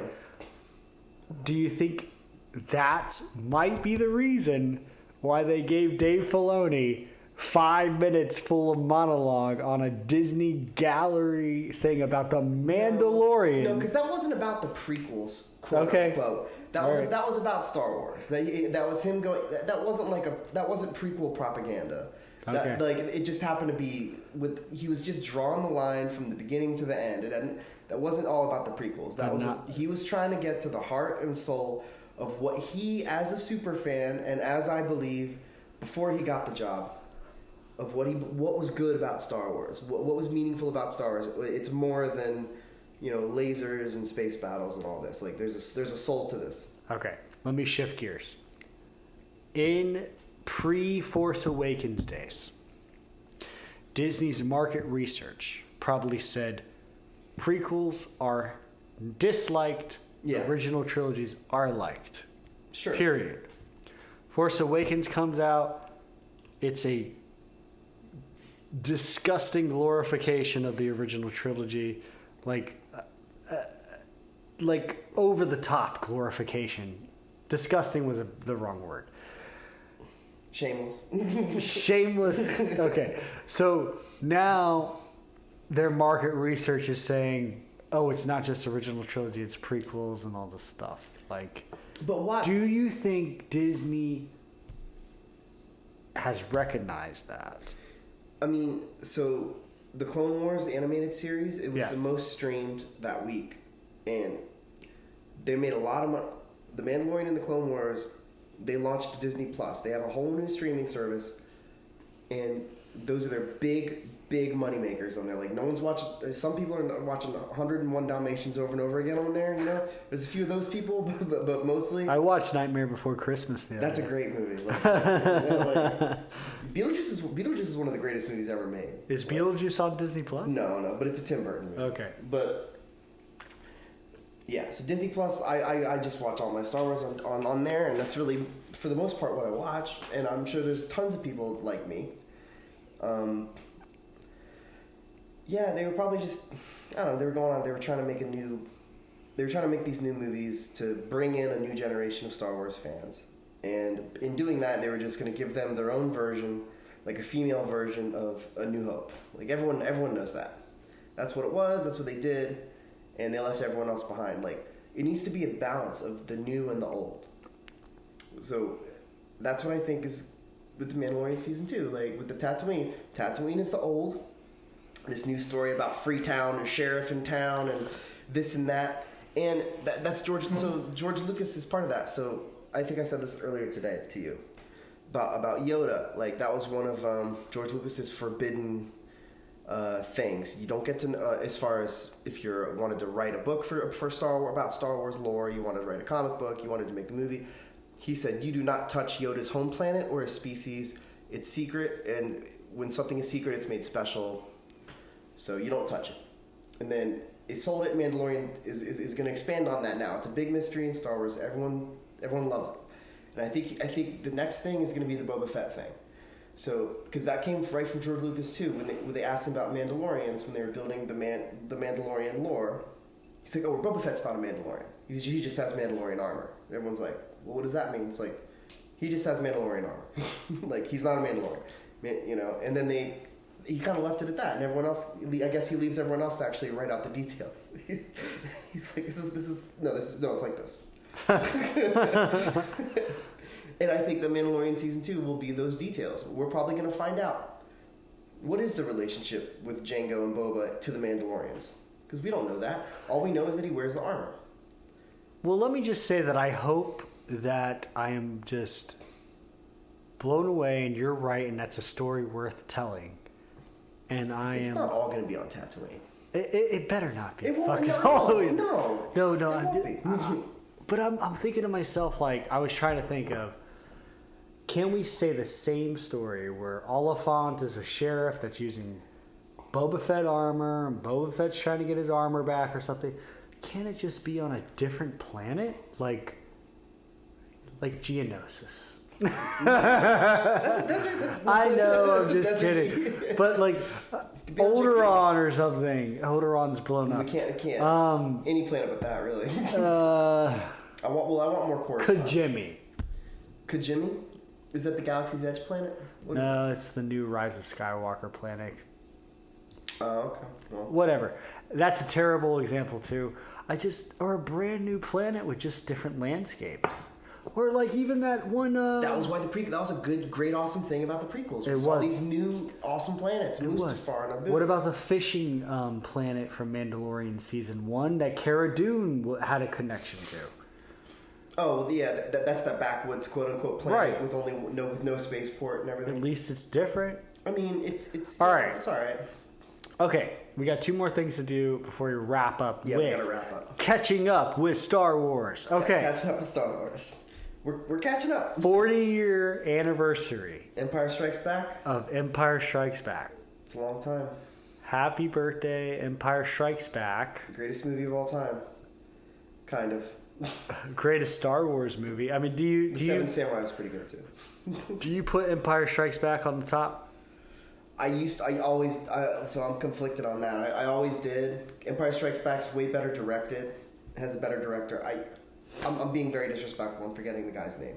Irving Kershner. Irving Kershner. That guy, like... Do you even deserve to do a podcast? No, I shouldn't. He's a great director, and seeing him in the behind-the-scenes thing of his thought process of it was great. I can't articulate it right now. but he made me think, he's a great director. George Lucas is like people talk crap about George Lucas's directing, the faster, more intensity thing, whatever. Yeah. Yeah, but Empire Strikes Back had A New Hope to build on. So, I think A New Hope is the greatest movie of all time. But it's when you say greatest movie of all time, you mean greatest movie of all time, not just Star Wars movie. You're talking greatest movie of all time. So I say that with an asterisk. Yeah. There are movies that have a much more complex story. There are movies with much better acting, like these amazing actors, like you have Marlon Brando, God of Guys, or whatever. There's better quote unquote movies, but as far as if I were to send a movie into space on Voyager 1, to say what is like the hopes and dreams of Earth and what of their cinematic culture, it would probably be Star Wars. It's the hero. I think what you would do is Force Awakens because it's Star Wars, but it's more modern. Yeah, whatever modern means. Isn't that crazy how that movie holds up? Like it's a 70s movie. It's a movie from the 70s.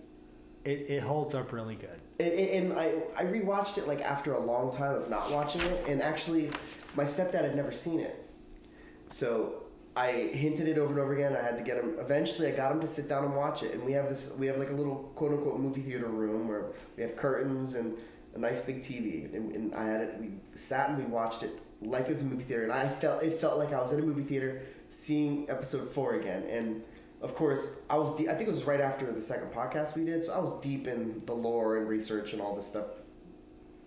I couldn't believe how, and I had just seen the behind the scenes. The Galaxy of Dreams or the Star of Dreams. Couldn't believe how dense that movie is. The other movies aren't nearly as dense. Like there's things, there's these side talk, like stormtroopers have these side talk about the TC-17, this and that. They're like, the Clone Wars with your father. Like, what is that? Like, right. There's so much story behind that movie that George Lucas, because he wrote like for a year or whatever it was, he had tons of material. He didn't just write a screenplay. Like he built an entire universe, and there was a backstory to everything like that. When you see episode 4, you're stepping into a fully formed universe. Like it is a fully formed, like you're on a planet with a deep, rich history behind it. There's a culture already there. There's a galactic political thing. It's all just right there. It's like you just drop right into it. Well, like it's unbelievable. Like how much work went into that. There's a political structure. Like Tarkin walks in the Imperial Senate no longer has any meaning to it. I noticed that too. There's an empire and there's a Senate, and the Imperial Senate has no longer has any meaning to us. Or when Vader's like bouncing around, choking pilots and captains and stuff, and then his little underling says, You can't hold her. The Imperial Senate will not stand for that. Yeah, it's a different thing. Oh my God. It's weird. There's layers there that, like, we don't know the landscape. It's like exactly what you're saying. It's all fully formed. It's fully formed. It's all completely. And we're only seeing like just a little bit of part of it. Yeah, it's just the vehicle of the story. But that vehicle, which is the universe of the universe building, which I think fans, at least like myself, are cherish the most, is like he overwrote that movie. Like, it was way overwritten. He had so much in there, and it was just, I don't think there's anything more. It's the most ambitious movie I've ever seen, and it's still to this day. And I'm saying that over all the other Star Wars movies. Yeah. Because it was the first one, but also it is more dense than the other movies just on its own. If you really watch it and get into the dialogue and how many different places it goes, What did your stepdad think about it? He's like, oh, so that's Star Wars? That's what he said at the end. Yeah, kind of. Like I got him to watch it. I tried to shut up while watching it, and not talk too much. But he liked it. Whatever. He's pretty. Yeah. He's pretty he keeps his opinions to himself. All right. Well, okay. Empire Strikes Back. I feel kind of bad because you just like really blew smoke up A New Hope's ass. A New Hope. Yeah. It's Empire Strikes Back birthday. It's dark. Yeah. It's great because it's dark. You know, you're kicking the heroes when they're down. What are you most grateful for from Empire Strikes Back? What am I most grateful for? Oh, man, I love that Luke disobeyed Yoda and Obi-Wan, and you see that rebellious side, like that flaw. Like, we have a flawed hero. Yeah, I think made it so much more relatable. The opposite of Rey, Palpatine. It was like, it felt earned. Everything Luke did felt earned, and Luke, just the bravery of going to just fight Vader, but he didn't even really know what he was doing. He didn't understand how powerful Vader was. And I feel like he really didn't know what he was getting himself into. He had no concept of what. So he wasn't Vader was. as like, he was brave certainly, but he was kind of stupid too. Like, yeah, it's a flawed, and Yoda, like my favorite scene of all time, just like, you know, that character, and in the behind the scenes they said that was they were most worried about that. They didn't think the puppet would pull off, and it did. I like how you have a snow scene in the beginning, the snow battle, and that just starts off the movie. It's a Star War. It's the battle, and you know, it's cool how each movie starts off on a different terrain. Yep. So that's in cold. It's the dark movie. It's the harsh movie. Yep. The asteroid scene's the best. Like, it's one of my favorite out of the whole series. It's the only time you get to see a Star Destroyer shoot something. I say that all the time. When you see the Star Destroyers going through the asteroids, you see them zapping asteroids. You never see Star Destroyers seem so helpless in all of them. You never see them do anything. They're just there, and people are afraid of them. So I think in Return of the Jedi, and maybe it's just wishful projection, because I also feel I know where you're coming from, where you don't see a Star Destroyer like blow the crap out of the Yavin base or something like that. That would be cool.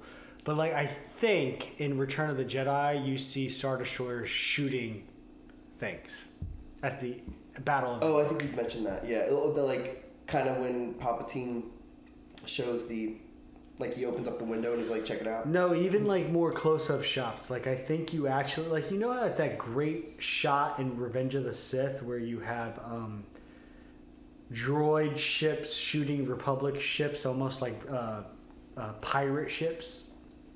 Mm-hmm. Like pirate galleons, cannons shooting each other. In Revenge of the Sith.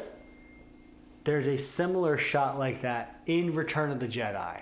And it's kind of like hard to, like, it's really quick, but it's a Star Destroyer and a Mon Calamari cruiser shooting lasers at each other. And do they arc? Like, it is like their cannons? No, it's not. It's like basic green lasers. Just straight ahead. Because you see that in Last Jedi, which I thought was cool. Yeah. How they kind of arc like cannons.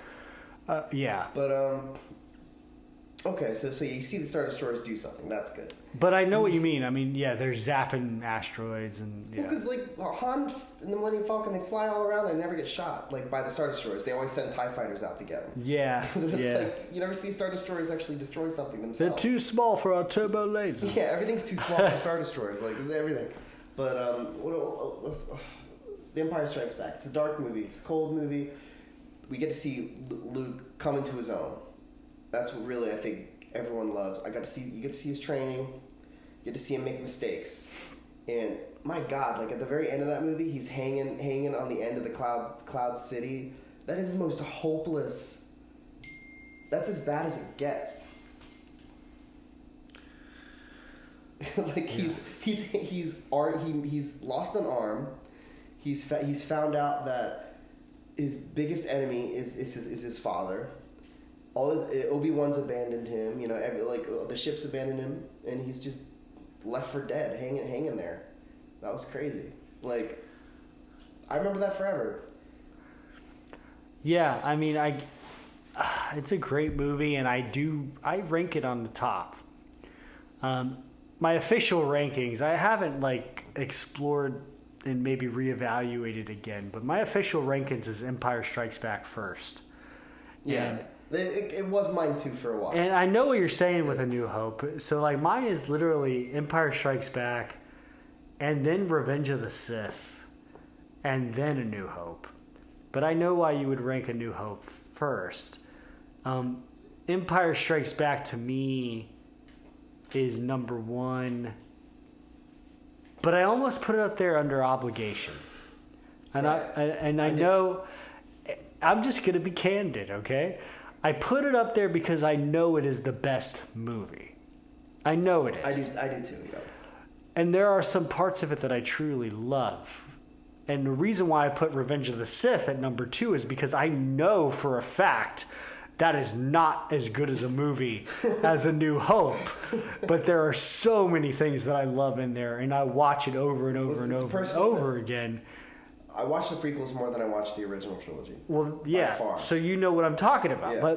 But I guess what I'm most grateful for A New Hope, or I'm sorry, Empire Strikes Back. God, A New Hope just wants to steal its thunder. I went a little too crazy on it. Yeah, you brainwashed me. Empire Strikes Back. Okay, first, Yoda. Yeah. God, Yoda, yes. Yeah. Empire Strikes Back gave us Yoda. We learn about the Force. We learn about the Force. We learn about the fact that size matters not, and that wars don't make one great, and all these wonderful things. Yoda is so wise. I actually almost... Do you remember when you had Yoda as a character in your head without the prequels?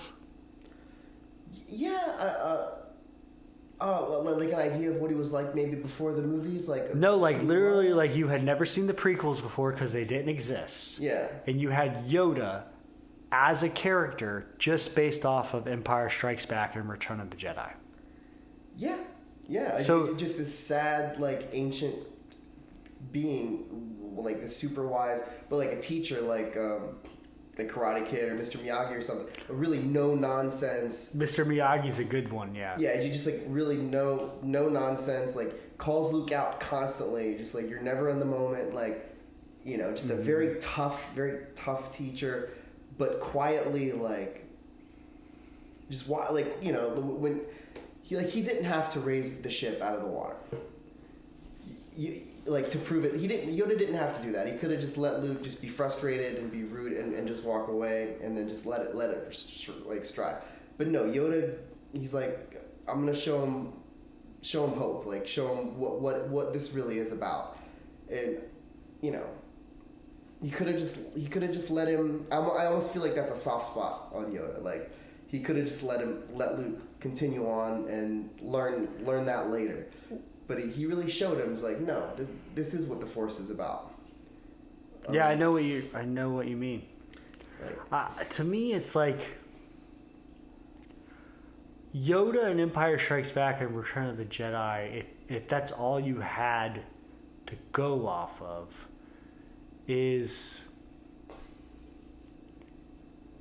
much more serious character. But it's also cool because he like that little flip he does in Empire Strikes Back where he's like the jokester person. Yeah, he wants to get switches to see authentic Luke. It's almost more like that was a deliberate thing he did, where like if you have the prequels backing you up, you get a little jokester Yoda in the prequels sometimes. Like you see him with the kids. You see him with the kids. Like, I love that. I do love that scene. Actually, that's the first time you see a happy Yoda. Like, Attack of the Clones with the kids that Yoda scene is wonderful. I love that scene. Okay. It's totally new light on him. So Yoda, giving us Yoda, Empire Strikes Back, chef's kiss. Mwah. I love Yoda. Second one is Vader, because Vader in A New Hope is Vader, and he's definitely a cool villain. But Empire Strikes Back makes Vader like the villain. Like it's a fully formed Vader, like because in the first one he's a little, or in Episode 4 he's subservient to Tarkin, not subservient, but you can tell he's kind of under him. The way that some of the soldiers talk to him is more like conversational, right? And then like so because that was a different thing. Like what I just said in A New Hope, the one underling goes up to Vader and says, "You can't hold her. The Imperial Senate will not stand for this." It's weird, right? No one does that. Yeah. No one does that. Not after Empire. Vader without Empire Strikes Back, even forget about the Luke connection with I Am Your Father. Vader without Empire Strikes Back probably doesn't make all of the top 5 villains lists that are out there. Yeah, that's true. Empire Strikes Back makes Vader the top 1, 2, 3 villain list. He double crosses Lando. He tortures somebody. I'm altering the deal. Pray I don't alter it any further. He kills his underlings just for slight inconveniences. That's Vader. That's the Vader we're about. Yeah. Has a group of gruesome bounty hunters come to his spaceship. His Imperial officers are a little prejudiced and a little intimidated they hate aliens, by them. Bosk looks down at them with disgust. And Vader is there just looking at these motherfuckers saying, no disintegration. Yes. Like, Vader is BA in that whole movie. It fully fleshes him out. That's probably, I never thought about it, that's probably the biggest gift out of that movie is probably... I would say over Yoda, probably that's even better. I never thought of it but I would put that up there. Because even in Return of the Jedi, Vader is good, and like he's got that first scene where he's like making Moff Jerjerrod swallow with his big Adam's apple, and then eventually like I don't know, I don't know that guy. Well, he's like, the Emperor is not as forgiving as I am. See, Vader always had a sense of humor, even before Rogue One. Yeah. Okay? Like, don't choke on your ambitions. Yeah. He's like, so sorry to inconvenience you. Yeah. He is kind of sarcastic. Yeah. Okay, those are my legacies from Empire Strikes Back. Okay, last subject. Unless you have anything more about ESB. I think I've said it all. All right, last subject. 15th anniversary of Revenge of the Sith. Happy 15th birthday to Revenge of the Sith. So I was 17 when I saw it. So we were 17 when we saw Revenge of the Sith. Yeah. My favorite prequel, like I had been waiting for the birth of Vader forever, and like actually before that movie, I don't know if I spoiled it for myself, but I did read something about George Lucas having that scene of him of how Anakin became Vader on Mustafar. He had that whole concept in his head. He said from the very beginning of just that was Vader's backstory. It just never got fleshed out. So that was great. We got to see that. That's probably the movie I watch most out of all of them. It is the movie I watch most. Yeah. it's kind of weird to say that because like people used to like I used to be afraid to tell people that. Like I'm just being honest. Like I used to it's not original, man. I used to be like afraid to say that if I had the choice to watch A New Hope, Empire Strikes Back, Return of the Jedi, Revenge of the Sith, I'll pick Revenge of the Sith and I'll watch that one over and over and over again. Like I'll watch the other ones too, over and over and over again. But that one I will watch all the time, and I don't even really understand it. Just want to revisit. You just put it on and clean the house or something. Yeah, exactly. You just want it there. Yeah. Well, yeah. And that first scene, I think we said that. I don't think we talked about that in another podcast, but it's one of the greatest scenes in all of Star Wars. Is that opening sequence? That quick space battle, the with invasion, that huge battle going on, and you're following two Jedi Knights through it. Yeah. Yeah, the two Jedi Knights go through. They last minute they land in the ship. Yeah. The whole elevator scenario where it's getting flat. The gravity is like there's gravity. Like right. Oh wow. Stuff like something that makes sense. Like that just that fight between Dooku and Anakin, like that graceful fight, and it was quick. There wasn't a lot to build up. Right. Order 66 later. Yeah. And you see a lot of the planets through Order 66 you get to see a lot of planets.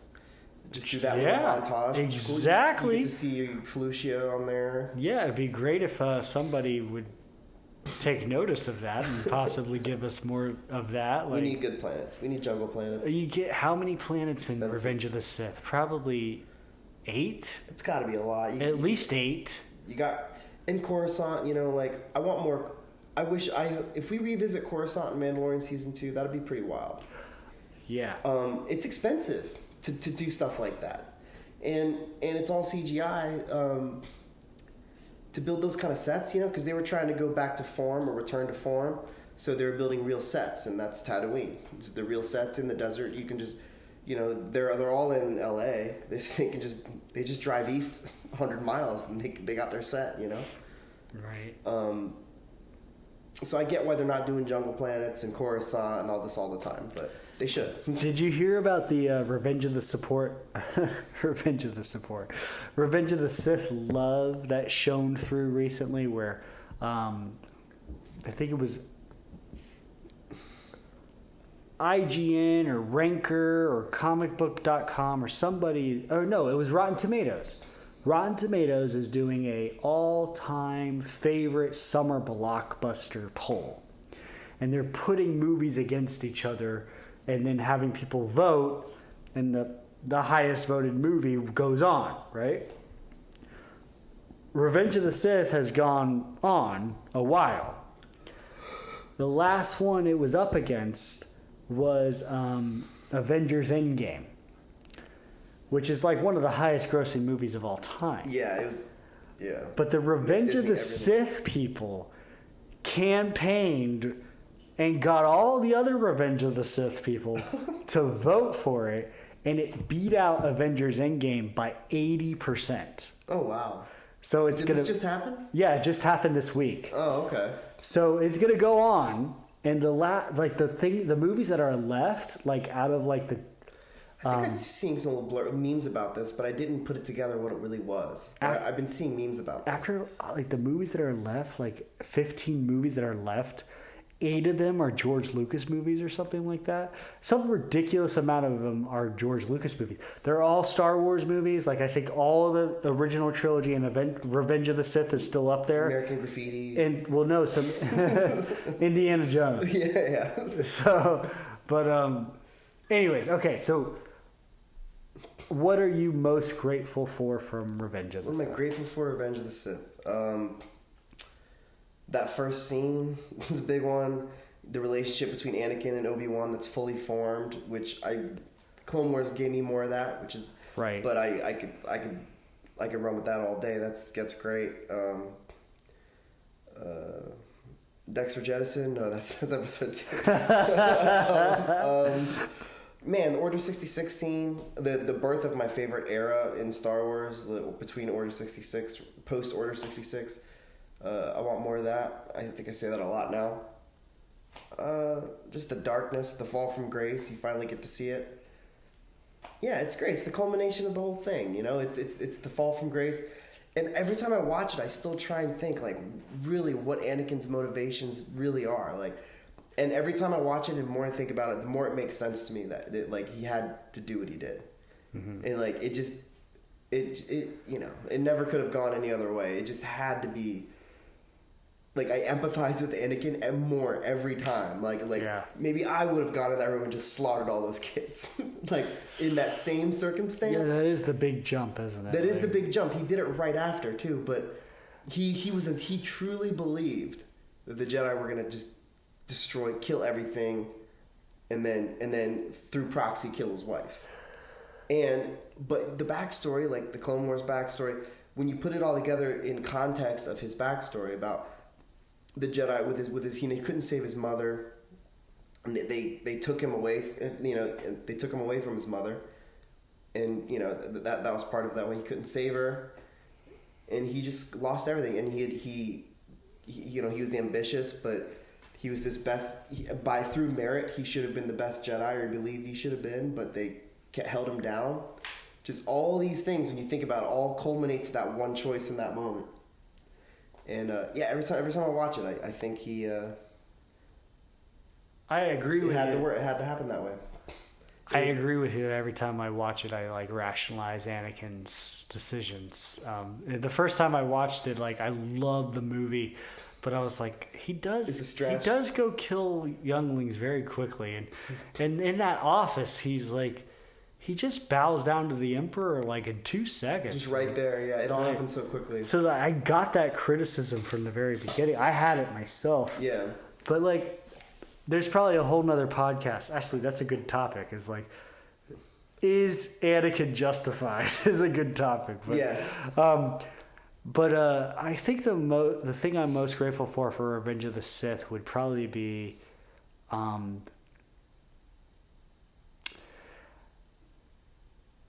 the epicness of the story. Like,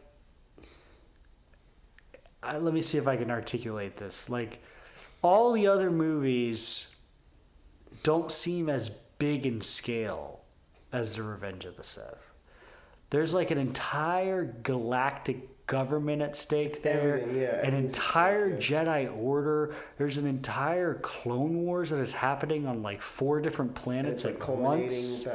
Like, and then, so like, the most galactic movements, historical things happen in Revenge of the Sith compared to the other ones. Like, in the other ones, you have Luke blow up a Death Star, which is very important.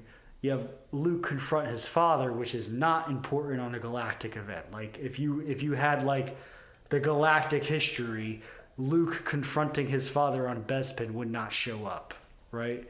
The Battle of Endor would, but not Luke fighting Vader and Bespin. They mentioned the Battle of Endor and other things. Yeah. Like, but in Revenge of the Sith, the Battle of Coruscant, the Battle of Kashyyyk, the Battle of wherever Kia D. Mundi is, and the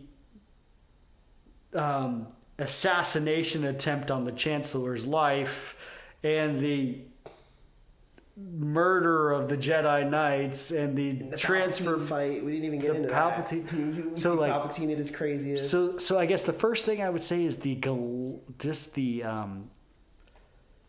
grand scale is what I am very grateful for Revenge of the Sith. The second thing is Palpatine. There you go. Yeah. Palpatine is just delicious in Revenge of the Sith. It's great to see him finally make that move, make that jump. Like, take over. He's great in Return of the Jedi, but Revenge of the Sith is his movie, man. He's awesome. It really is. But okay, that's what I'm grateful for. So happy birthday, Revenge of the Sith. Happy birthday, Revenge of the Sith. Happy 40th anniversary, Empire. We did it, May. We did it. We got caught up on Star Wars. We're caught up. Pandemic. We're on pandemic time right now. We're moving forward, though. We're moving forward. I got to think of some good pictures for this one. All right. We good? Fode and Bede signing off. This is way too long. Fode and Bede signing off. How many hours? Was Too long. 3 hours? Too long? Well, I know. Bye, everybody. Bye.